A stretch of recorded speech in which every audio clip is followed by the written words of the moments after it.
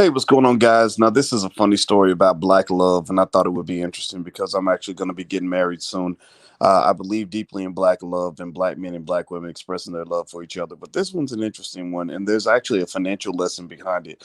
So, there's a couple that was actually planning to get married, and they sent out invitations with images of themselves at this lavish $5.7 million mansion. And the only problem is that the mansion was not theirs. They were lying, they were fronting, they were pretending it was somebody else's house. And I'm going to talk about this, and I'm also going to talk about the reason why I'm talking about this story, not to make fun of people, but to really talk about the high cost of fronting, the high cost of pretending, the high cost of trying to impress people who really don't even matter. So we're going to talk about that on the Black Financial Channel. So buckle up your seatbelt, hit the thumbs up button, share, subscribe. We're going to get started right now.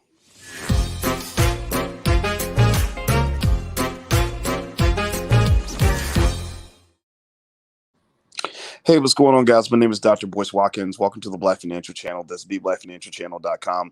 And, we talk about economics from a black perspective. And this is an economic story. And I'm going to tell you why it is and why I'm bringing this up.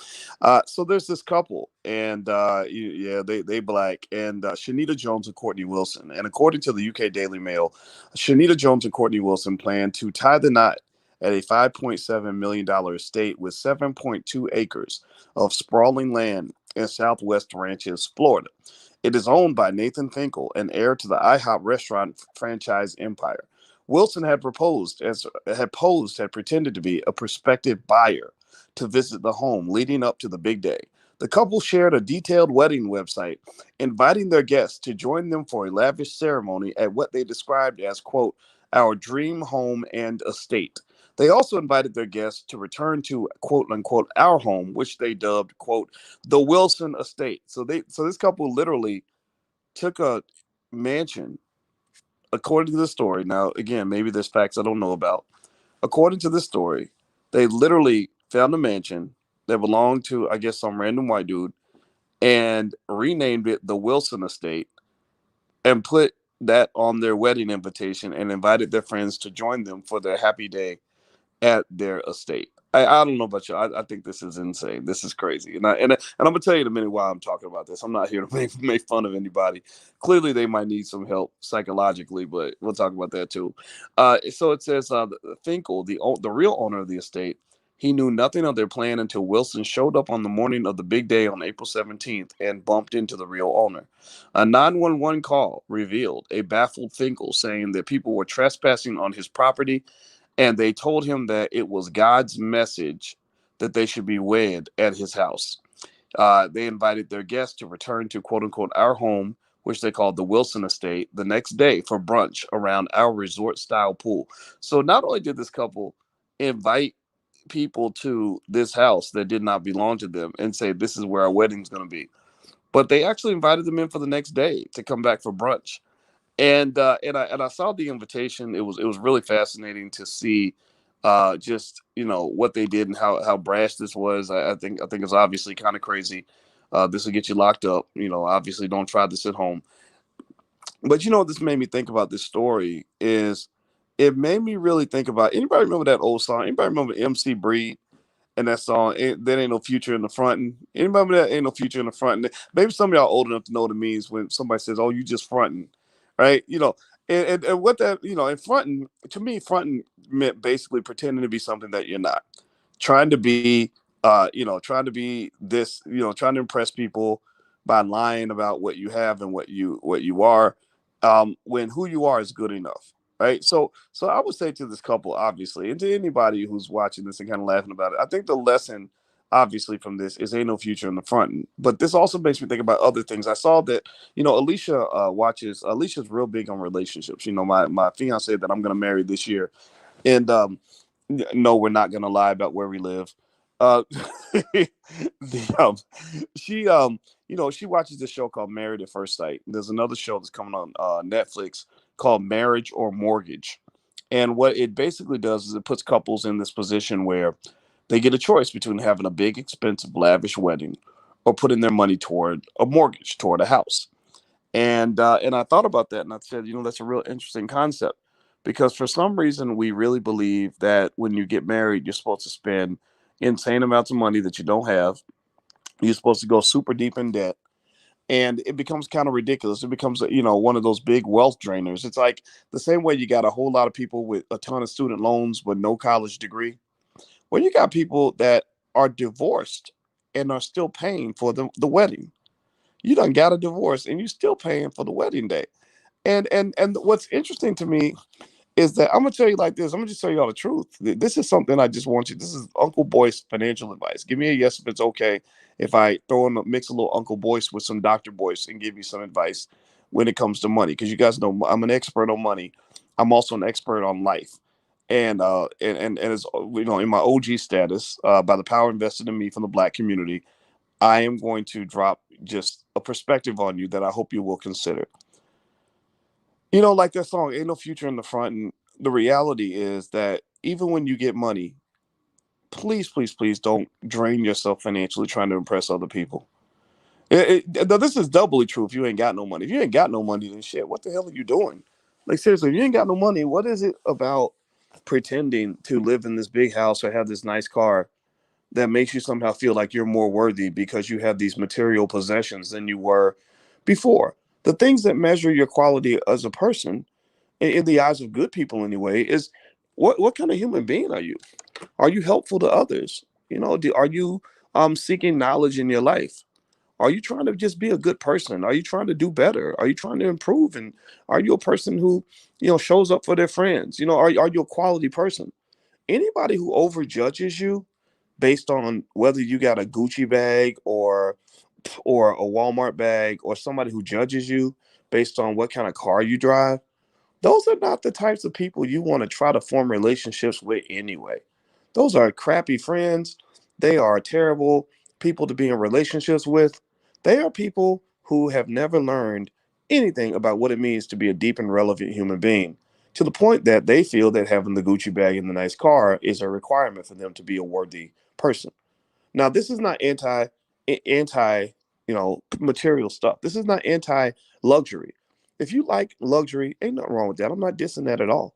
I'm gonna tell you like this, just to tell on myself. When I go on a trip, I swear to God, when I pick a hotel room, Alicia, she grew up in the hood. Alicia, was well, we both grew up poor, but Alicia, is still she still has that kind of, as Ice Cube said in his song. He has a song called Hood Mentality. Sometimes Alicia's hood mentality comes out where she swears we can't afford stuff that we can easily afford.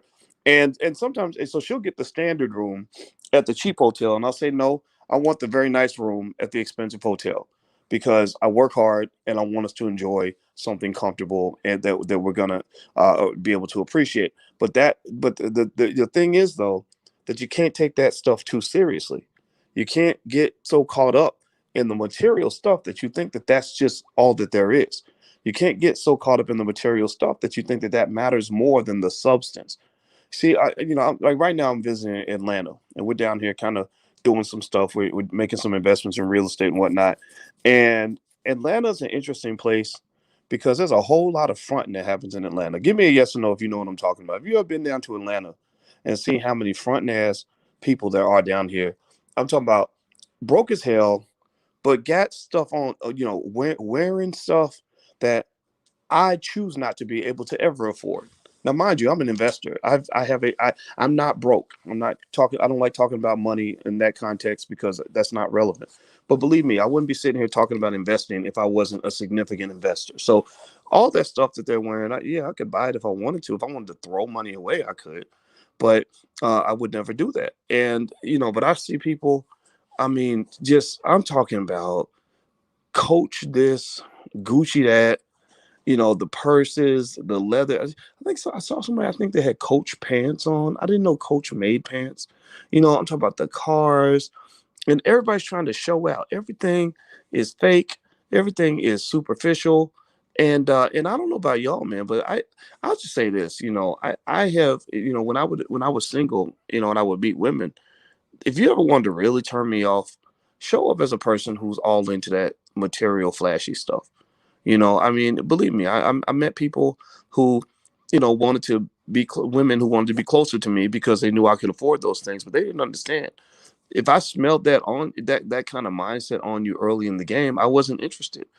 it doesn't mean you can't like nice stuff. Everybody likes nice stuff at some point, but when that is kind of your meaning of life, that tells me that you've only evolved to a certain point in your existence, and you've only reached a certain level in your vibration, that you're still stuck on this materialism, and there's no value in that, man. Like, there's a whole universe out there beyond what you're wearing and what you're driving and what kind of house you have. So when I saw this couple, it's fascinating. I'm like, okay, so y'all really trying to go to jail just so you can impress people like that? It makes me feel, I really feel bad for them, because maybe it means that they had a dream of being successful and they never reached it. um, but I don't feel too bad for them, because those of us who have actually accomplished a little bit, who have a little something, something, a lot of times it was because you did the work. Those of you out here who have the nice stuff or can afford it, I congratulate you, because there's a good chance that you made sacrifices other people didn't. You did things other people wouldn't do. You took risks that other people wouldn't take. You had discipline where others had none. And all I can say is that typically the people that tend to want the material stuff the most usually, on average, unfortunately, tend to be the people who are the least willing to make that sacrifice. And those who are most willing to make that sacrifice, meaning the long-term investments you have to make in order to get your wealth to a point where you can afford things like that, those are the people who don't need that false validation in order for them to feel successful. When you really start winning, when you really start succeeding, you ain't gonna have to wear a goddamn Gucci bag to prove to people that you are somebody. You just, because you are. You know it inside. So that's my point. It's that when you talk about trying to keep up with the Joneses, don't do it, because what it'll do is it'll drive you crazy. It's almost how they talk about how on social media people are depressed because they're trying to make their real life match somebody else's fake life. It's like a track athlete trying to compete with somebody on steroids. You can't be a natural athlete and run against a guy who's got the best steroids. So you can't pretend like, just, or little girls when they grow up trying to compare their bodies to supermodels who've been photoshopped on a magazine. How do you compare your real body to somebody's Photoshop body? You can't. It's not a fair comparison. So a lot of the people that walk around with the nicest stuff, the ones where you go to their house and you see what kind of TV they got, or you see what kind of house they're living in, what kind of apartment they have, what kind of car they drive, what kind of clothes they wear. And you start feeling this inferiority thing. Or maybe you see them, the humble brag where somebody will take a picture in front of a Mercedes and put it on Instagram and type the word blessed, or something on it to be like, yeah, I'm humble and I'm blessed, but look at my Mercedes. Look, I've actually made it. And again, you should really feel sorry for those people, because that means that there's something missing typically that causes them to do that kind of thing.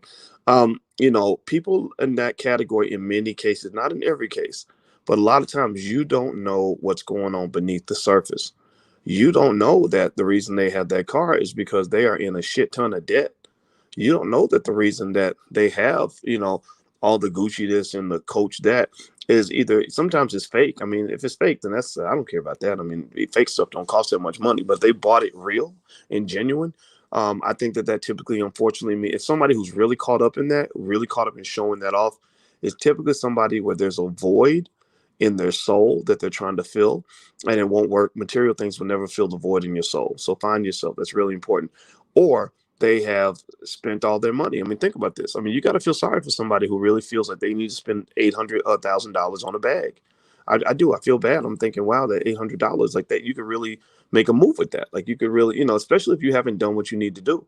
And so here's what I think. If you want to know my position on material items, which is a great way to go broke. That flashiness is kind of sad, because in Atlanta, a lot of the most flashy people are the ones who have the least amount of money. But when you talk about the flashy stuff or the nice stuff, my position on it is like this. It's like eating food. After you have your vegetables, it's okay to eat a piece of chocolate cake. So it's okay for you to get that fancy Mercedes or that Coach bag or whatever, as long as you have made sure that you put your money in your stock portfolio that week. It's okay for you to get, that extra expensive watch after you have put that money aside for real estate. But if you are driving a car with a big ass car note, living in an apartment with a big old rent, a big old rent payment every month, and you haven't invested a penny, but yet you appear to be living flashy, then unfortunately that kind of makes you stupid. To be honest with you, it makes you financially immature. And I use that term very deliberately. Financial immaturity is where you're not managing your money like a grown up. A child, if you give a child money, the child is gonna what's the child gonna do if they get money? Y'all tell me in the chat. What if you give a 7 year old $80? What do you think a 7 year old is gonna do with $80? What's gonna be the first instinct? They're gonna go buy candy with it. They're gonna go buy shoes with it. They're gonna get a new toy with it. They're gonna buy a video game with it. Right? They're not, the 7 year old ain't gonna be like, well, I got bills to pay. We got to pay the mortgage, and we want to put a down payment on a house. A 7 year old ain't gonna do that. The 7 year old is gonna go and do immature things with that money. And unfortunately, because financial literacy is not something that is pushed in a lot of our families at an early age, a lot of us grow up and we spend money like 7 year olds. You get that nice job, you working for that white man who's paying you better than the last white man you worked for, and you get that check. You go get you an apartment, the nicest apartment you can. So you're buying a condo for another white man. You're giving it away as a gift. You're giving him a $200,000, $300,000 gift because he's taking that mortgage, he's taking that rent payment, and he's paying his condo mortgage with that. So when you paid rent to him for 20 years, he owns that unit because you bought it for him, and you own nothing. And then you take the rest of your money. You want to go out with your friends and go to the club, go on trips or whatever, and you do all these leisure activities with your money.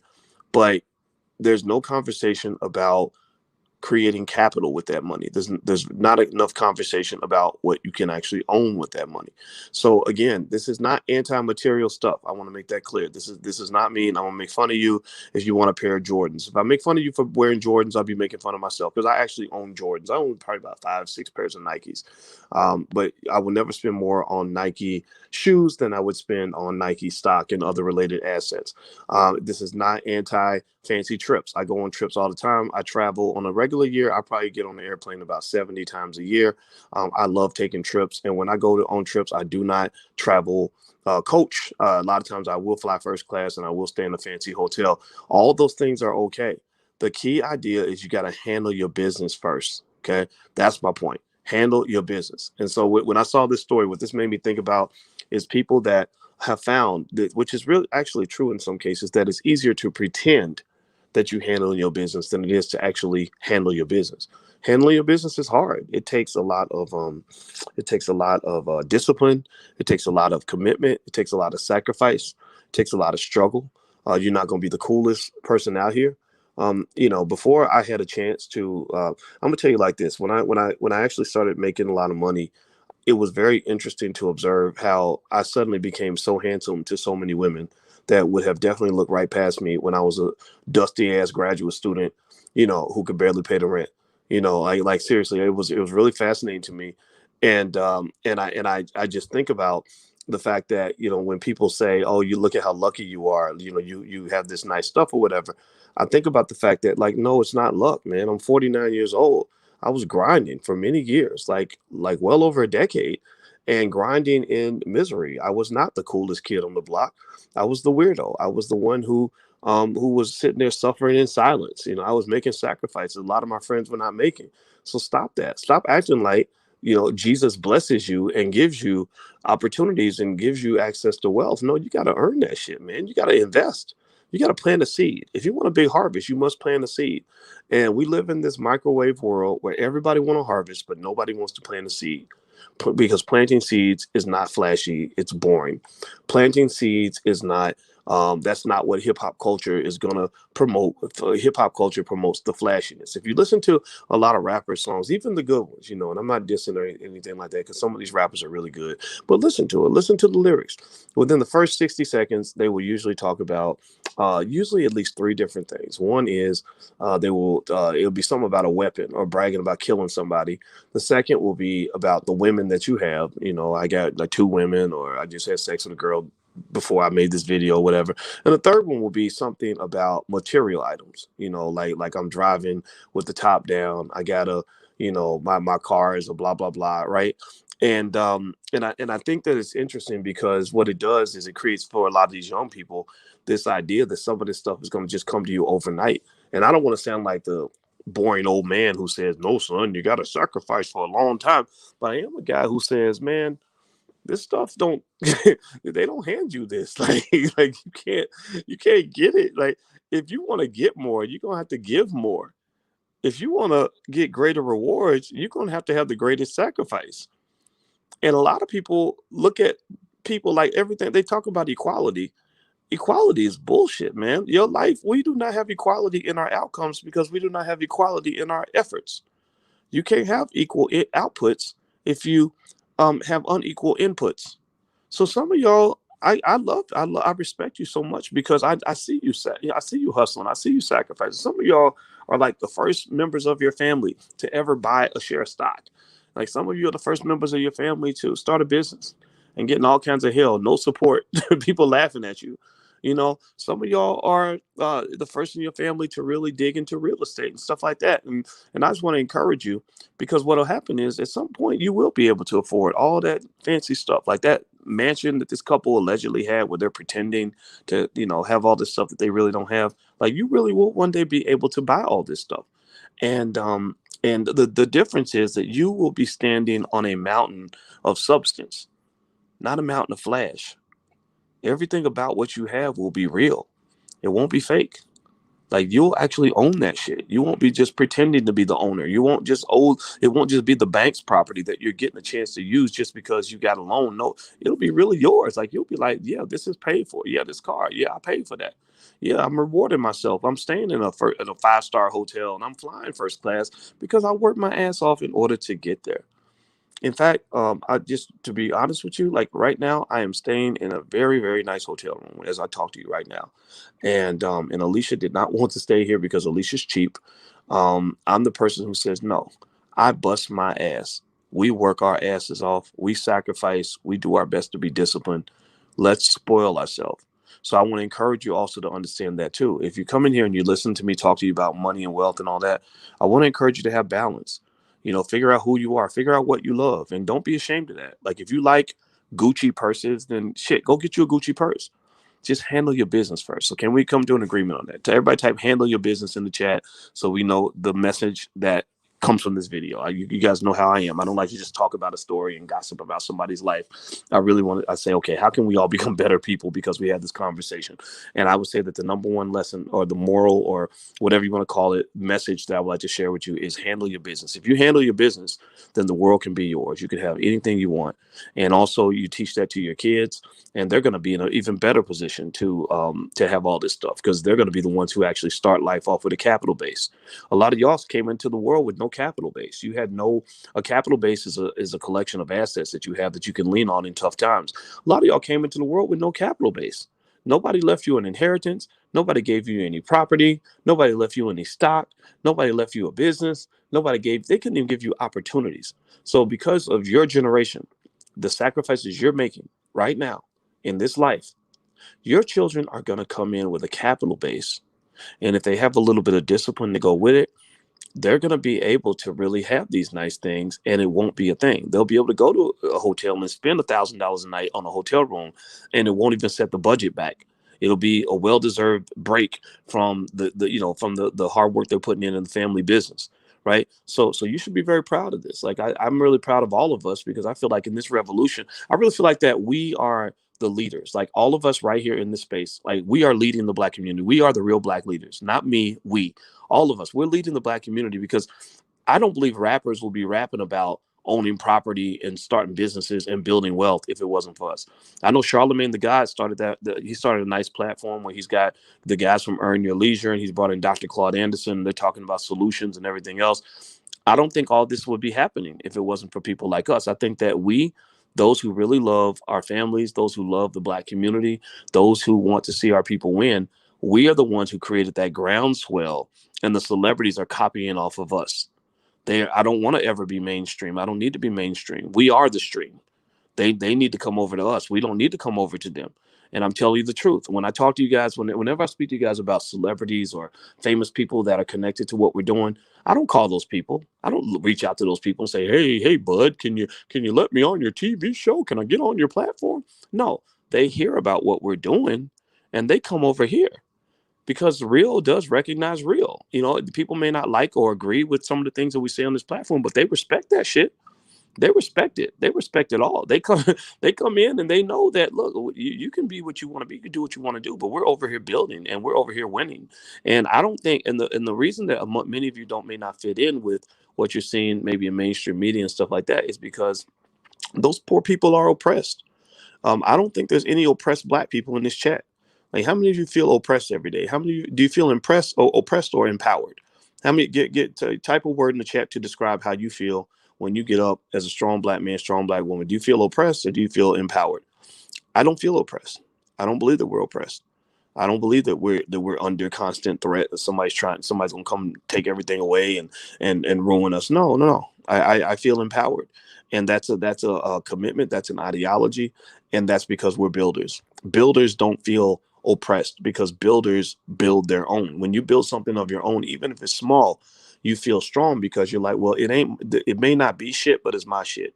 It may not be much, but it's mine, right? People that are oppressed tend to be people that are constantly knocking on other people's doors, begging other people for opportunities, looking for other people to accept them, looking for love in all the wrong places.